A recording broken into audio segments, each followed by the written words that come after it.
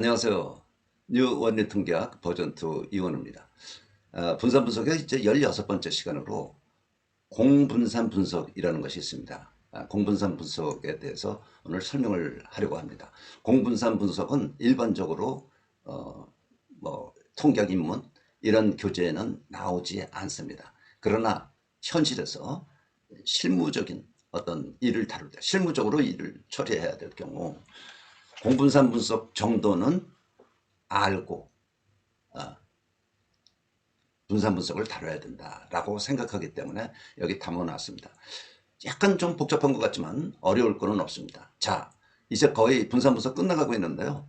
분산 분석을 여러분들이 말하자면 공분산 분석같이 충분히 이해를 하고 분산 분석을 할 수 있다면 상당한 수준에 오른 거고요.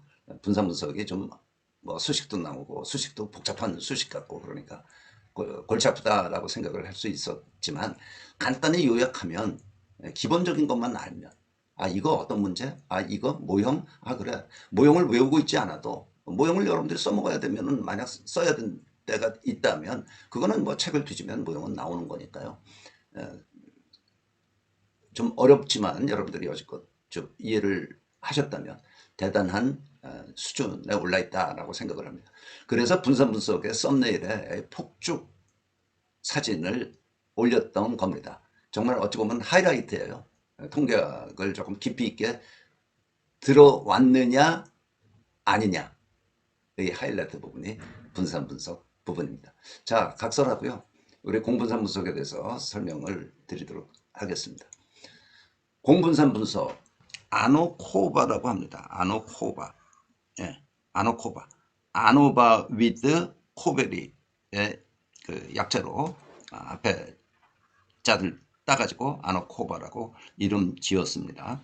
공분산 분석은 매우 유용하다. 이론적으로 약간 어렵지만 여기서는 예를 들어서 간단하게 설명하고자 한다.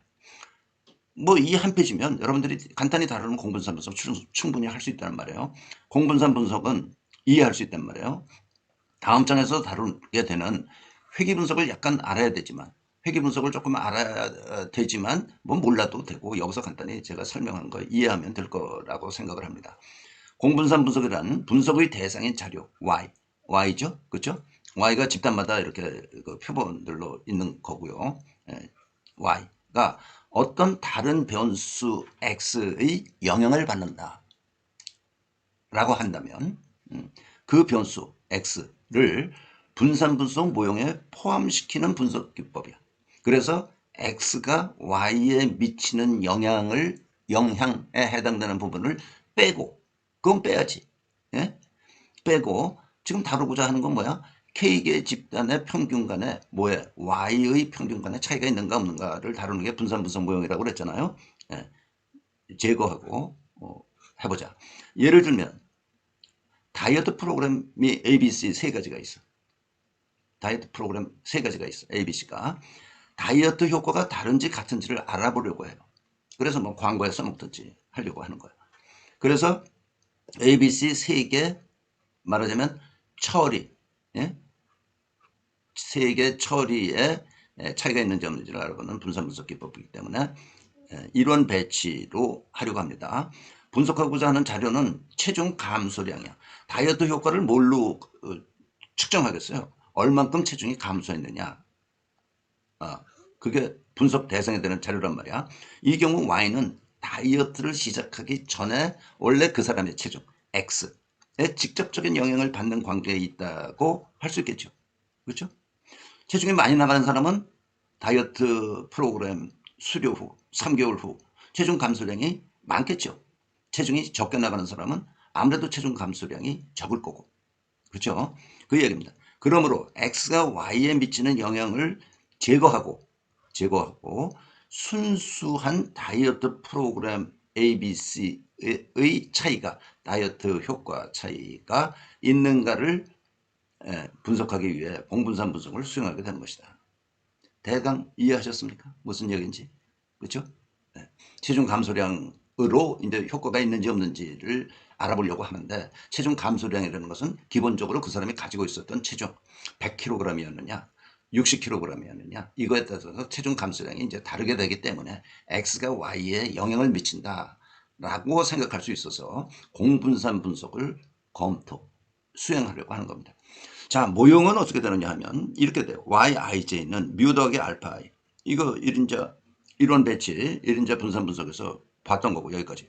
이 부분이 나오죠. 그렇죠? 베타 xij 더하기 입실론 ij. 다 똑같은데 이 부분이 추가가 됐어요. 요 x를 요거는 이제 그 측정값이고 측정된 값이고 x 스몰 xij니까 예. 변수 x를 공변수라고 하는 겁니다. 그러니까 아노바 위드 코벨이 맞는 말이죠. 공변수를 가지고 있는 분산 분석이라는 거죠. 이 공변수에 해당되는 거는 뭐예요? y에 직접적으로 영향을 미치는 거야. 그렇죠? 그걸 공변수라고 부르는 거야. 그런데 그 공변수가 달랑 하나가 아니라 두 개일 수도 있단 말이야. 공변수가 두 개 이상이어도 된다. 그 이야기고. 자, 공분산 분석 모형을 보면 저 위에 모형을 보면 공변수 x가 자료 y에 미치는 영향과 이것과 K개 집단의 차이를 나타내는 처리 효과 알파가 포함되어 있다. 이건 뭐 당연한 이야기이죠.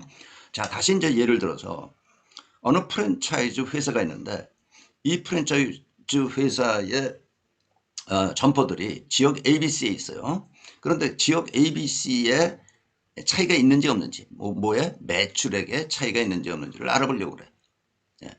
그래서 A지역, B지역, C지역에서 각각 8개씩 점포들을 선택해서 매출액을 조사시켰어.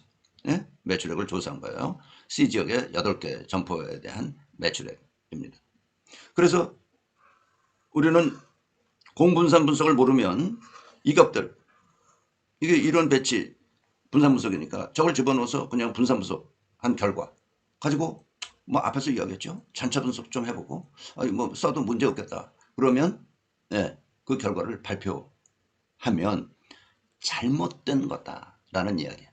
자, 매출액에 영향을 주는 변수, 공변수 한번 생각해 봐야 된다는 거예요. 예? 그게 점포의 크기야. 점포의 크기, X. 점포의 크기가 크면 매출액 커야죠. 그렇죠? 예. 그래서 X가 Y에 직접적으로 영향을 미친단 말이야. 그래서 X라는 점포의 크기라는 변수를 공변수로 삼아서 분석해야 된다. 라는 게 공분산 분석이고 분산 분석을 수행할 때 야, 이거 공분산 분석을 한번 해봐야 되는 거 아니야? 라는 생각은 한 번쯤 해봐야 되는 거야. 근데 뭐 공분산 분석이 뭔지 모르면 그냥 이거 이런 배치 분산 분석 문제로 해결하면 되겠네 라고 생각해서 분산 분석을 수행하면 안 된다라는 이야기죠. 자, 그럼 또 그 예를 이어서 보죠. 분산 분석 모형은 이 경우 이런 배치로서 지역 ABC에 따라 매출액이 같은지를 검증하는 것이다. 즉 모형은 뮤 ij 이거 이제 저기입니다. 이런 배치로 할 때 yij는 뮤 더하기 알파 i 더하기 입실론 ij 오차에 대한 가정이 있어야 되고 뒤무가설은 h0 알파1 알파2 알파3가 공히 다들 똑같이 0이다. 그러나 이 자료를 공분산 분석으로 다루게 되면 모형은 yij는 뮤 더하기 알파 i 더하기 이 항에 들어간 거죠. 베타 xij 더하기 입실론 ij. 딴 건 다 똑같아. 이것만 들어간 거고. 가설은 알파1 알파2 알파3가 0이다. 에다가 베타가 0이냐 아니냐. 이게 추가되는 거야. 응? 두 가지 가설 검증을 해야 되는 거예요. 두 가지 가설 검증을 해야 된다. 앞의 자료로 얻어진 이론 배치 분산 분석 표와 공분산 분석 표는 다음과 같이 얻어진다. 이게 이제 통상적인 그냥 뭣도 모르고죠. 뭣도 모르고 분산 분석한 결과. 이거는 공분산 분석을 했을 때의 결과입니다. 완전히 다르게 나옵니다. 자, 단순히 이론 배치 분산 분석을 한 결과 이거예요. 세 지역 간에 매우 유의적인 차이가 있다. 어디서 나옵니까? 이거죠. 이거에 대한 레벨에 대한 그 F 밸류 25.599가 나왔어. 그러면 자유도 2와 21의 F 분포에서 이 값 25.599는 굉장히 멀리 떨어져 있어서 그렇죠? 여기 떨어져 있어서 25.6이라고 그러죠.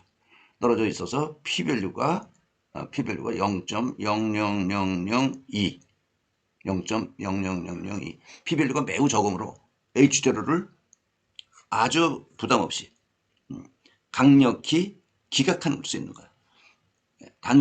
단순히 이런 배치 분산 분석을 한 결과는 세 지역 간에 매우 유의적으로 차이가 있다. H0를 기각한다. p-밸류 0.00002.